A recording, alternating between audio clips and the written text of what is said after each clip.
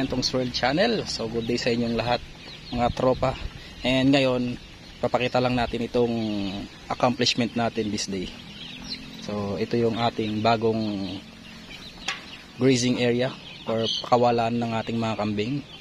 So ito, ayan, pakita natin. Binalot natin siya ng cyclone wire. Ayan, mga 3 feet ang taas. Palibot hanggang doon sa may dulo. Ang purpose nito is para makapag-exercise sila every morning.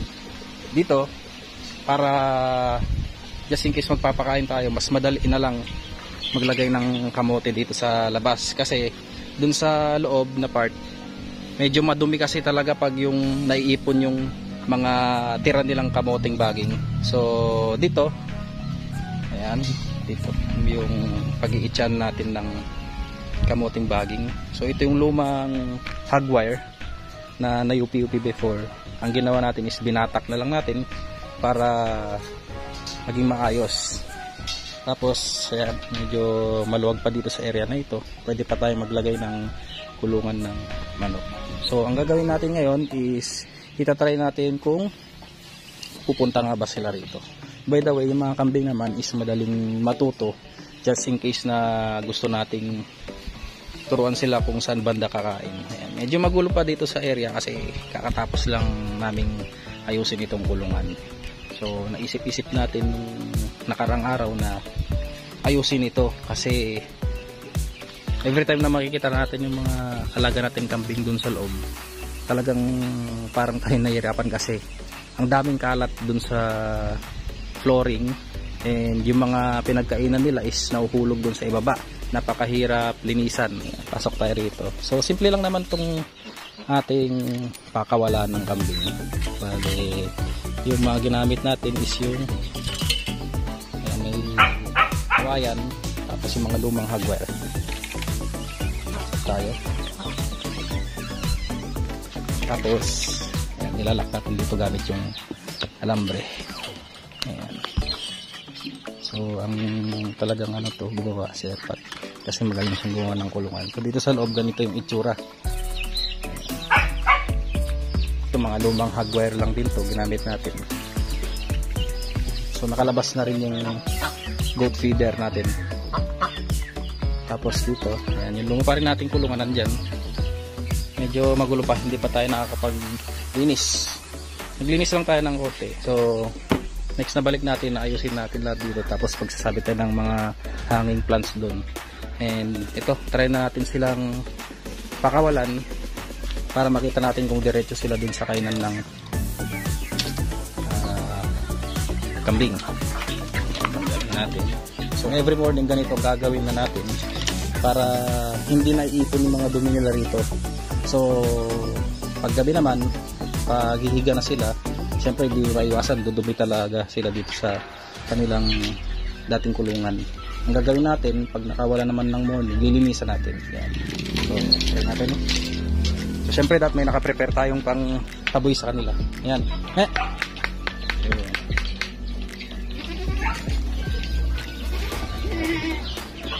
So, yung iba dumiretso doon. Hindi pa nila alam na meron dito. Pero yung iba dito dumiretso. So, try natin dito. So, dito sila pupunta sa dating exit. Kala nila may exit pa sila, nakarangan na. Ayan. Dito. Ayan. Sige, susundan natin sila para matuto sila. Doon. Yun. Ito, nasundan na nila. Yan. So, may mga mangilan-ngilan na pumunta rito and alam nila yung kakainan nila. Yung mga local breeds natin tsaka upgraded, diretso sila rito. Now naman itatry natin yung ating mga hybrid.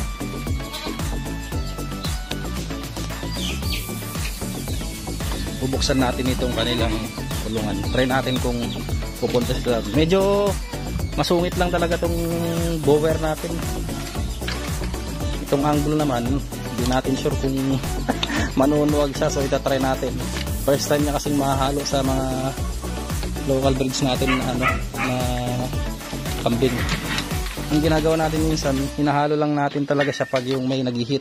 Pero ngayon, try nating nakahalo sila. Ayan. Sige, buksan. Ayun. Nga pala, sa mga stud service, sa may mga gusto, ito, Anglo. Pack. Mura lang singil natin. O, tignan nyo naman tong anak niya. O. May stud lang, lit-lit. 2 months old. Tignan nyo yung size niya, 2 months old. Napakatangkad. Ito yung Bower Anglo. O, tignan nyo, nagpa-practice na siyang mag-stud. Yan yung tatay niya.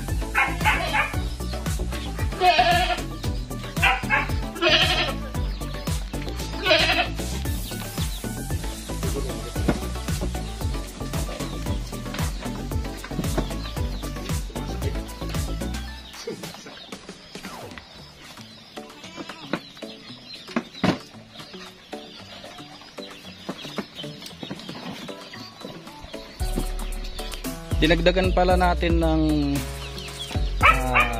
bolo rito, temporary, para hindi masira, kasi kanina sinampahan nung ngayon yung ating F4 blower, yung dito sa hardware dito, natumba.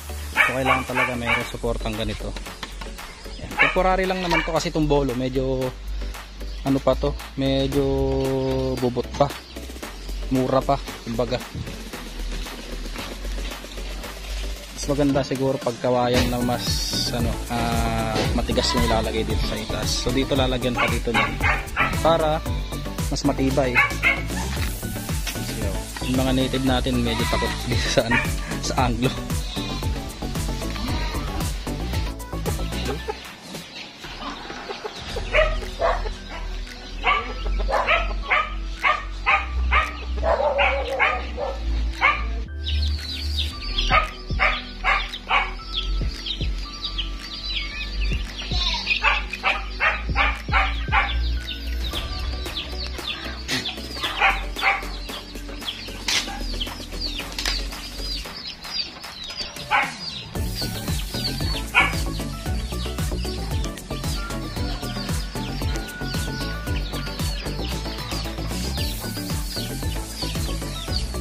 So yan, ang mangyayari dito every morning, mauna munang papakainin yung mga manok, and then after, yan, susunod na yung mga kambing.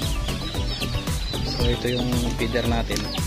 Medyo lumalayo lang yung mga native, ayaw nilang lumapit dito sa bower. Dito may mga feeder din tayo, yung luma dati. Tapos mas malinis dito sa loob ngayon kasi hindi na dito nilagay yung feeder. Kunting ikot pa tayo.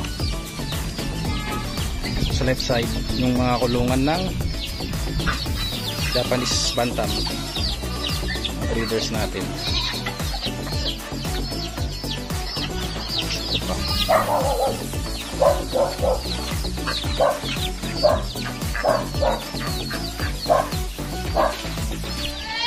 Yan mga tropa, no? So medyo malinis-linis na ngayon yung ating kulungan. Hindi pa siya totaling malinis kasi nga makalat-kalat pa talaga, pero at least may konting improvement. Mga native natin nasa loob na rin ng kulungan ng mga upgraded. So ang mangyayari dito, once na may mag-hit dito, available yung ating back na mag-i-stud sa mga dumalaga, sa mga inahin. Maliban nga lang dun sa mga anak niya, so ilalayo natin yung mga anak niya. Karamihan dito kasi is bower and yung mga native, tulad itong mga to. At saka ang kagandahan kasi talaga sa mga naka free range na hayop is gumaganda yung mga balahibo nila, tapos na exercise. Yun mga kaintong, no, sa mga gusto pa lang magpa-stud service, dito lang yan sa Purok Kislap, Patalan, Panikitar Lak. Sa mga malalapit sa akin, pwede kayong magpa-stud dito. Murang-mura lang singil natin, 500 pesos lang. So, ayan, talagang sa iba kasi to, ang mga stud service ng mga Anglo-Nubian is nagkakahalaga ng 1,500, 1,000, ganyan. Sa atin, mura lang. Para naman gumanda yung lahi ng inyong mga kambing. So, magpapakita tayong sample, yung last time, ayan, yung mga F1 natin. tingnan nyo naman mga tenga nila. So yung nanay nila is native, tapos sila is mga F1 backlings. Yung mga tenga nila bagsak na rin, oh. Plus dinihorn na rin natin sila last time, kaya mas maganda silang tignan. Tapos ito pa yung isang anak niya, ito, ayan, Boer Anglo, nag-iisang anak, backling. Ayan, aggressive na yan guys. So 2 months old. Ayan, tignan nyo naman, oh. Nagmana sa tatay, nagpa-practice na mag-stud.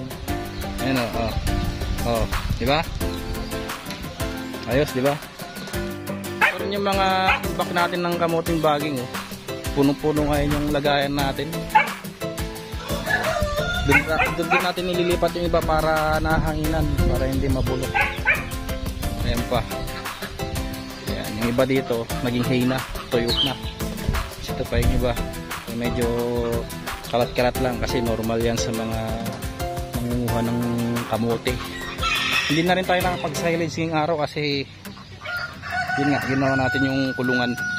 So, mga tropa, hindi tayo nakapag-harvest ng napier dito lang sa part na to, pero yung mga pang silage natin hindi natin na-harvest kasi busy tayo sa kulungan ng kambing.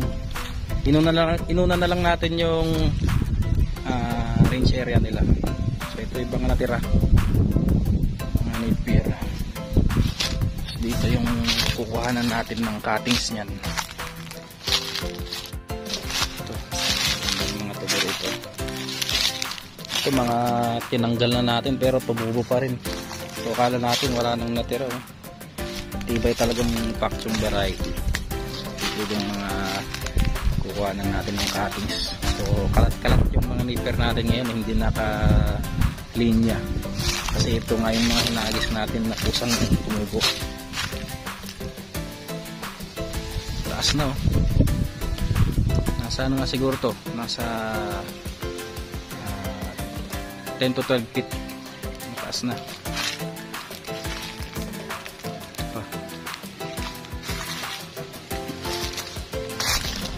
Tapos yung ating purple napier. Ayan. Mas mataas na rin sa akin. Tignan pa natin dun sa kabilang side.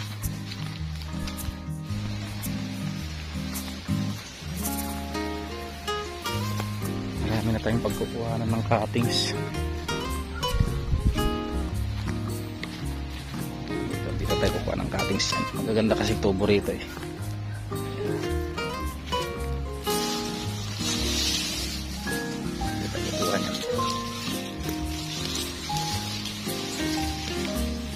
So sa isang cutting magkaroon siya ng 2, 4, 6, 8, 10, 12. So 12 yung tumubo sa isang cut lang, sa isang cutting. Ganun grabe. Pero yung iba hindi naman siya, hindi rin pantay-pantay, eh, tulad nito. Ito kasi kinagatan ng kambing siguro. Ayan, oh. Putol siya rito tapos tumubo, pero hindi maganda yung pagkakatubo. Tapos dito sa kabila,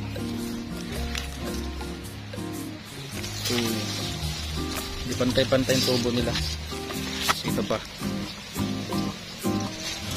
pero hintay pa natin tamas sa mga to para may pagkuhanan tayo ng cuttings. So kung hindi man tag-ulan, padaanan na lang natin ng irrigation. Ayun pa, may mga pagkukuhanan pa tayo ng cuttings next time. Gagawin natin little silage. Kaya din kasi mas maganda rin kasi talaga napuputulan sa mismong pinaka sagad. Update sa mais namin.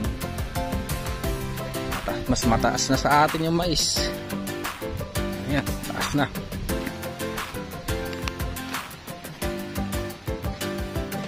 Dito sa unahan medyo mas mababa ng konti yung height niya, pero dun sa bandang gitna dun yung matatangkad.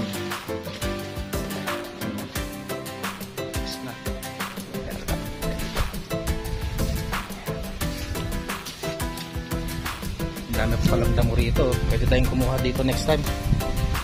Yun nga lang, ingat-ingat tayo dito kasi andito raw yung cobra last time eh.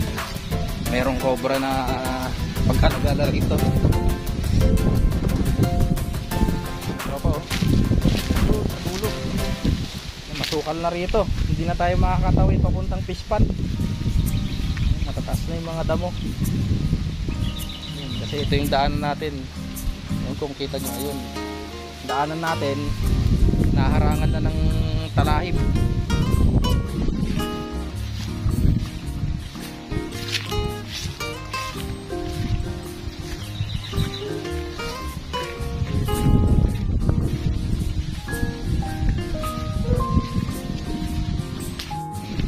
Sample na bunga ng yellow corn. Laki.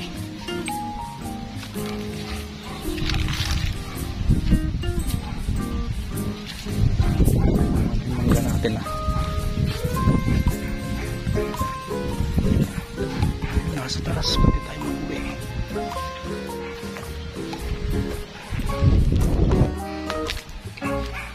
Update sa ating mga mulato grass. So ito yung update. So ano din siya, maganda na yung tubo. Tayo lang natin siyang magkaroon ng runners. So sana magkaroon ng runners para marami tayong may transfer.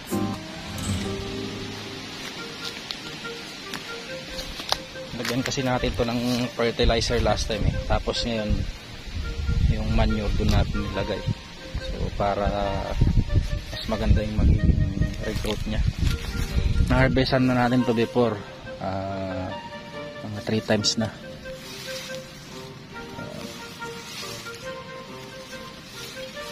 So sana gumanda yung tubo.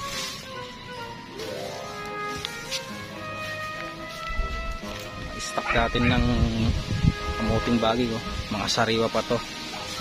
Ni-air dry natin bago ibigay sa mga ruminants. Yung iba binibay ni airpot sa mga bibi. Tinatagtag niya ng maliliit para pangdagdag din sa pagkain nila. So malaking tipid. Tapos pangdagdag na rin sa feeds nila. Tulungan natin. Ikutan natin.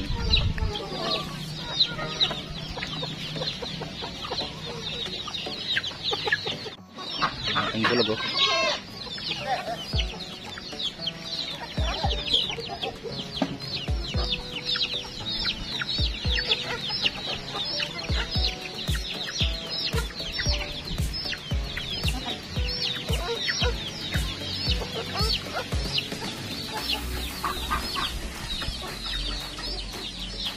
Ayan, mga palahi natin.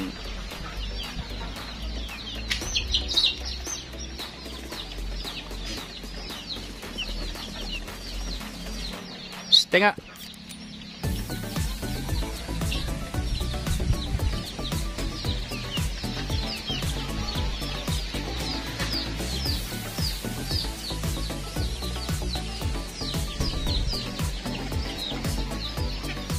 Yung mga kalahin natin oh. Ito hindi pa naglandi ulit. So 1 month old yung mga anak niya. Pinurga na natin kaninang umaga. Tapos nabigay tayo ng B-complex mga anak niya. So sa tatlo, may naibang itsura. Ayan. Pero anong tatay niya ni Anglo din. So F1 din siya. Yun nga lang, hindi mawawala yung may naibang itsura dahil last time, nung quadruplets yung naianak niya, may isang kakaiba yung itsura. So hindi maiwasan. Ito mga itsura nila, mga Anglo eh. Mga Anglo. Ito spotted. Halatang nakuha niya yung pagka-spotted ng tatay. Pero ito, mukhang native. Ayan, pero laki rin. Graded. Tapos yung mga native natin, dito na rin tumambay. Oh. Native, yung iba nasa labas. So, ganito na lang yung setup na gagawin natin para mas madaling maglinis dito sa loob ng kulungan. Hindi tayo masyadong mahirapan kasi ito may rice hull siya. So yung sa ilalim lupa, tapos rice hull yung pinatong natin. Yung back natin oh. Busog na busog oh. nanunuwag lang siya. So mga tropa, yan ang update sa ating kulungan. So ito yung start ng ating pag-upgrade dito sa ating area, and for the meantime ganito lang muna to, nakakatakbo sila. Tapos magdadagdag tayo ng mga halaman dyan sa gilid-gilid kasi hindi naman na nila maabot yun unlike before na pag pinakawalan mo sila dito sa labas ng isang pinaka cage nila, kakainin nila yung mga tanim natin.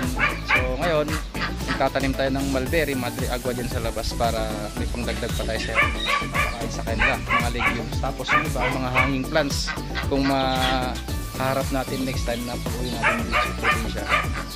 So yun lang muna ang ating video for today. Thank you very much for watching Entong's World Channel. So don't forget to like, share, comment, and subscribe, and hit that notification bell para update kayo sa mga next YouTube vlogs natin. So thank you very much guys. Ingat lagi and God bless.